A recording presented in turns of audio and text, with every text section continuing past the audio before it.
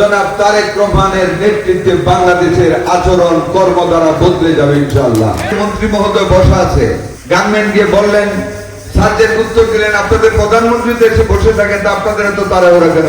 উনি আমাকে শিখিয়ে দেন টুপি মাথায় দিয়ে দাঁড়িয়ে লাগায় হসপিটালে যাই। আজকে আমাদের মাস এখনো শেষ হয়নি, আমাদের ভোটের কালির দাগ এখনো মুছে যায়নি।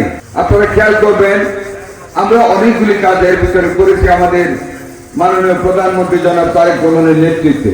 কাজের কথায় আসার আগে মানুষের মানসিক পরিবর্তনের দিকে ওনার যে গতি, যে দৃষ্টান্ত স্থাপন করে চলছেন, আমরা আশা করি এদেশের মানুষ আশা করেন যে জনাব স্বাধীনতার ঘোষক শহীদ রাষ্ট্রপতি জিয়া রহমান এবং সাবেক প্রধানমন্ত্রী বেগম খালেদা জিয়ার সুযোগ্য সন্তান, এ যাবৎকালের শ্রেষ্ঠ রাজনৈতিক সংগঠক জনাব তারেক রহমানের নেতৃত্বে বাংলাদেশের আচরণ কর্ম দ্বারা বদলে যাবে ইনশাআল্লাহ।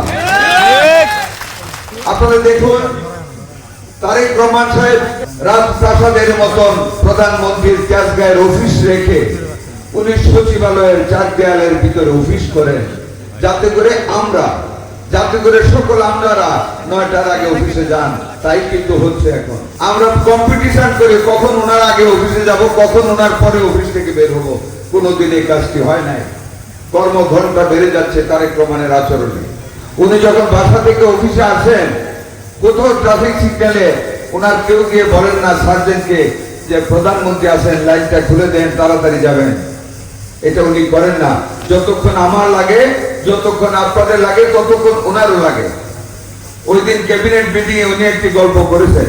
একজন মন্ত্রী যাওয়ার পথে রাস্তায় জাম দেখে ট্রাফিক সিগন্যালের কাছে গিয়ে ওনার গানম্যানকে পাঠিয়েছেন ট্রাফিক সার্জেন্টের কাছে, গিয়ে বলতে যে মন্ত্রী মহোদয় বসা আছে। গানম্যান গিয়ে বললেন, সার্জেন্ট উত্তর দিলেন, আপনাদের প্রধানমন্ত্রী দেশে বসে থাকেন, তা আপনাদের এত তাড়াহুড়া কেন? ওই কথা কি রকম গোপন সংবাদ, কি গোয়েন্দা তারেক রহমানের কানে ওই কথা বলে চলে গিয়েছে। এবং উনি আমাদেরকে বলেছেন যে ওই সার্জেন্ট কিন্তু এই কথা বলেছে, আপনারা কারো যাবেন বলে উনি হেসে দিয়েছেন। কাজে আমরাও এখন আগে যাই না, মানুষের সাথেই যাই। উনি দেখবেন কোনোদিন কোট পরে কিন্তু অফিসে যান না। আমরা লজ্জিত অনেক সময় কোট পড়তে, খুব সাদা সিধা ফুলাতা একটা শার্ট, নিচে রাউন্ড, উনি পরে যান।